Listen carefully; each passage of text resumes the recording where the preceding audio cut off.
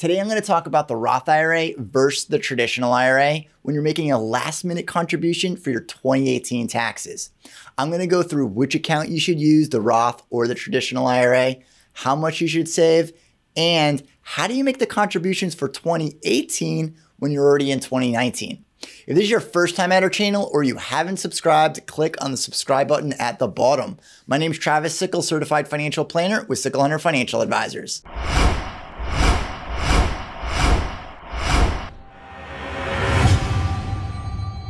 The first thing you're probably wondering is, how are you going to get your 2018 contributions when it's already 2019?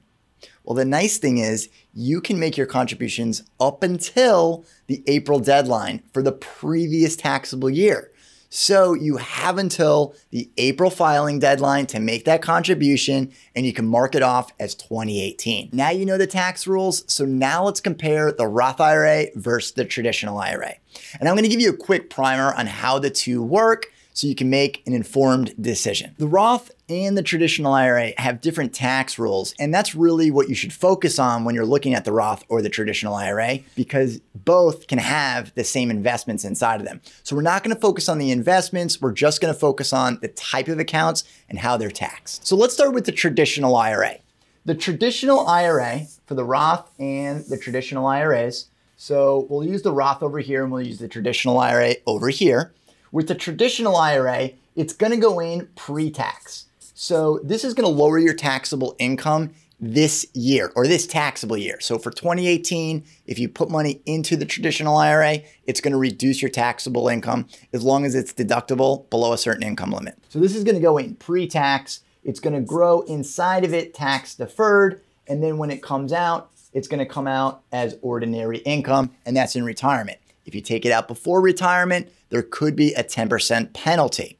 With the Roth IRA, it's a little different. It goes in after tax. So this is money that's already in your checking or your savings account that's already been taxed. And it's going to go into this account, and it's also going to grow tax deferred, and it's going to come out 100% tax free in retirement. Now, the contributions you make to the Roth, you can pull those out at any time. And that's just a slight nuance to the Roth IRA only, not the traditional, just the Roth IRA. So it's a basic overview of how the contributions are made, the tax deferral that goes on, and how they come out. Now let's go through an example of comparing the Roth and the traditional IRA in dollars and cents. So let's start with the traditional IRA. Let's say that we put into the traditional IRA, we're going to put $1 into IRA, $1 into the traditional IRA. Well, we know that it goes in pre-tax. So that full dollar is going to go into the account. So we have $1. Let's say over time, our investments do well and they double. And that's $2. Well, let's assume for a moment that we're in the 22% tax bracket. So I'm going to put that up here, 22%. If we pull this money out, that $2 out of there, that's going to be $1.56. So again, we have $1 that goes into the account. It goes in completely because it's pre-tax. It grows tax deferred. And then when we pull it out is that ordinary income. We're in the 22% tax bracket. So it's $1.56. 22 cents is coming out from each dollar. Now let's take a look at what happens with the Roth IRA. With the Roth, we still have our $1. But since it's going to be after tax dollars and it's coming from our checking or our savings account, we're going to take 22 cents right off that dollar. So that Roth IRA, because it goes in with after tax dollars, that $1 is now taxable. So that's going to be 78 cents. That goes into the Roth IRA. And let's say that it is in the same investment that also does well and doubles. So that's going to be $1.56. And when we pull that money out, it comes out 100% tax-free in retirement. So therefore, we have $1.56. So as you can see, if everything is the same today and tomorrow, then it doesn't matter if you have a traditional or a Roth IRA. The end result will be the same because your investments can also be the same. Well, if that's the case, then how do you make the decision between the Roth or the traditional IRA? Well, the first thing you want to make sure is, can you save any money into either one of these accounts? That's the first thing, your ability to save money. If you already have money set aside or other money from other accounts, maybe you have a non-retirement account that you want to put over to a traditional or Roth IRA, that's the first thing you need to figure out. Can you save? The second thing you need to determine is if you're in a high or low income year. If your income changes quite a bit, then you'll have a good idea if it's a high income year or a low income year. If it's a high income year and you're making a lot of money, maybe you want to reduce it to capitalize on reducing and saving on those higher tax brackets. Now, if you're in a lower income year, maybe you want to look at a Roth IRA because it won't affect your tax liability quite as much, and you'll have that tax deferral and that tax-free dollars down the road. And for number three, a slight variation of your income is if your income is kind of steady now, but you think you're going to make a ton of money or more money later on down the road, maybe in 3, 4, 5 years from now, or even right before retirement or in retirement, you're going to have a bigger lifestyle. You might want to take advantage of the Roth IRA. So when you're in those higher income years, you could take some tax-free dollars. And the fourth thing to think about are looking at the tax brackets. Historically, we've had much, much higher tax brackets. Right now, they just got adjusted downwards for the most part. So you might want to take that into consideration, especially if you think taxes are going to go up.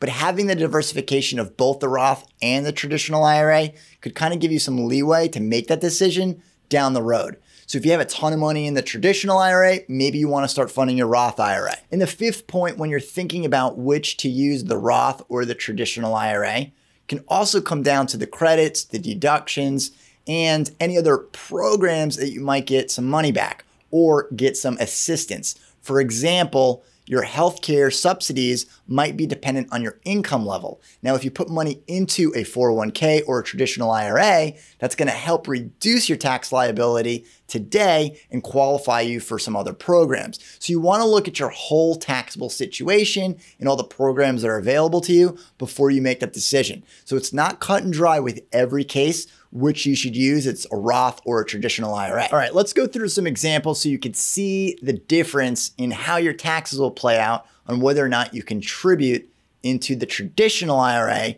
to reduce your tax liability today and help you make a better decision. So the first thing we want to take a look at up on the screen is that a single filer is earning $50,000. You can see that we have a standard deduction of $12,000. And that $12,000 brings our taxable income to $38,000. And you can see our total, you can see at the very bottom, there is a penalty because this is a fictitious account. So it's assuming that we did not pay our taxes. So it's giving us a penalty of $142. But let's put that to the side for a second. Look at that number that says $4,373. Now let's take a look at what happens if we contribute to a traditional IRA. We're going to contribute in this example $4,000 so we could see what happens. So same example, $50,000. You could see that on line 7, our taxable income, or before we hit the standard deduction, it drops $4,000 because why? It's pre-tax dollars. So it's lowering our taxable income. So it's going from $50,000 down to $46,000. Then we take the standard deduction of $12,000 and we only have $34,000 of taxable income now, which brings our total tax liability down to $3,893. So with this single earner earning $50,000 by contributing that $4,000 into the traditional IRA, we've saved $480 because if you looked at the two returns, the first one was $4,373, and after the contributions, it dropped it down to $3,893, a savings of $480. Now let's take a look at an earner that earns just slightly more so you can see what it looks like in a higher tax bracket. Now, I'm only going to increase the income by $4,000, but you're going to see a significant change in the amount that you're going to save. So we'll take that $50,000 earner and bump it up to $54,000. So now we've bumped it up to $54,000. You can see we're still taking the same standard deduction. We have not contributed in this example to a traditional IRA. And our total tax liability here is estimated at $5,185. Now let's go ahead and contribute that same $4,000 and see the difference. So with an earner earning $54,000, contributing $4,000 to the traditional IRA, that's going to reduce our total tax liability or our total taxable income to $38,000. and our total tax liability is $4,373. Now, the difference there between those two and the $54,000 income earner, that's the difference of $812. So that's quite a bit more, even though we earn just $4,000 more. The reason I chose the $50,000 and the $54,000 earners is because after you take the standard deduction, it was putting us really close to the 22%, the 12 and the 22% tax bracket. So it was like right on the line. So you can really see the impact that it would have if you can get yourself into a lower tax bracket. With those examples and figuring out how much you should put into the traditional versus the Roth IRA, well, for 2018, the max contribution is $5,500 and an additional $1,000 if you're 50 or over, bringing it to $6,500. If you're trying to figure out how to split it up or choose between the traditional or the Roth, use those examples that we just went through as a guide to figure out, well, if you're in a higher tax bracket, get below that tax bracket, and then maybe put some of that money into the Roth IRA after that. So there's no one way to do it, but going through the examples to see how your tax liability will change can give you a better idea of how much to split between the traditional and the Roth IRAs. And don't forget those programs that I mentioned previously about reducing your taxable income, getting the credits, deductions, and the other programs. Now, the last piece that you're probably wondering is, if you're in 2019, how do you make that contribution for 2018? Well, it's gonna depend on the institution that you're dealing with. But for the most part, the financial institutions will work with you to make sure that contribution is for the previous year. Now, it might be a simple phone call or an email or a form that they have. You just want to make sure that you communicate that you want those contributions for 2018 versus for 2019. If you've enjoyed this video, be sure to subscribe and leave your comments down at the bottom.